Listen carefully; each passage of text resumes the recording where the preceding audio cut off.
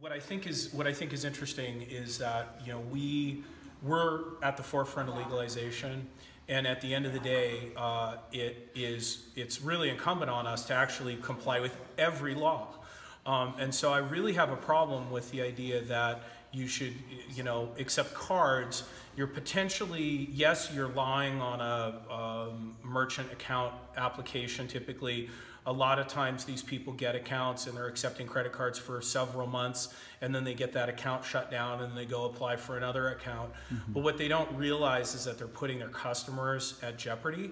And I wouldn't want to create a database of people who are buying marijuana. I mean, I do have some You're paranoia. saying that one of the layers is as soon as you go to accepting something other than cash, you're making a payment type that enables some sort of database associated with mining, for sure. Yeah, we all know how that works. You go online and you buy some sweater, and next thing you know, a month and a half later, you start getting sweater catalogs from like every sweater company on the face of the planet. Or 24 hours, you're getting advertised to the exactly. same sweater. Yep. And so here, when somebody uses our ATMs, which only charge 50 cents, by the way, because I also think that's lame. Some stores will set it at $4 or something, and you're a cash business to try to make money off the cash.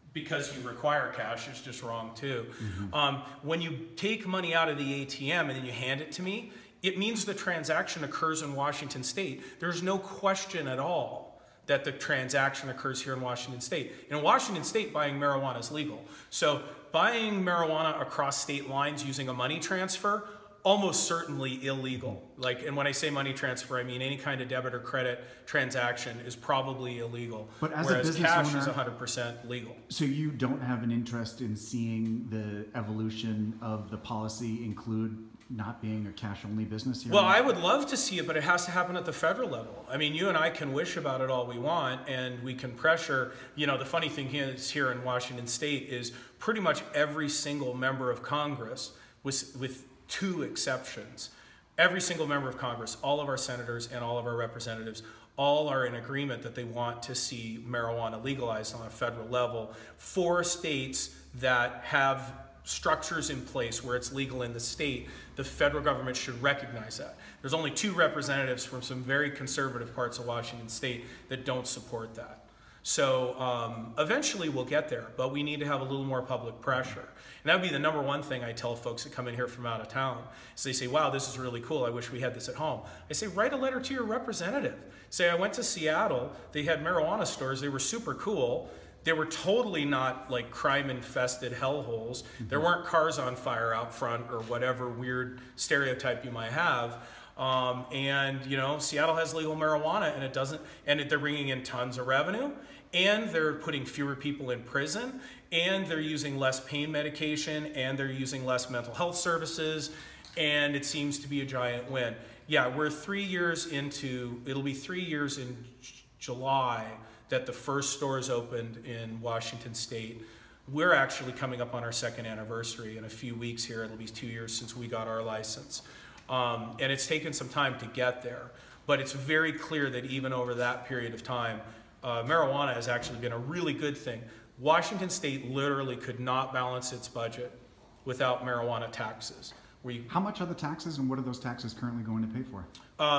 The tax and the prices we have on the walls include tax, 37% marijuana tax, and a 10.1% sales tax here in Seattle. So approximately a third of the price listed, if it says $30, approximately $10 of that is tax, and the other $20 is the actual cost of the item. Most of the state tax money is actually going to the general fund, and the biggest things in the general fund are education and healthcare. So particularly basic health, funding health services for people who can't afford it.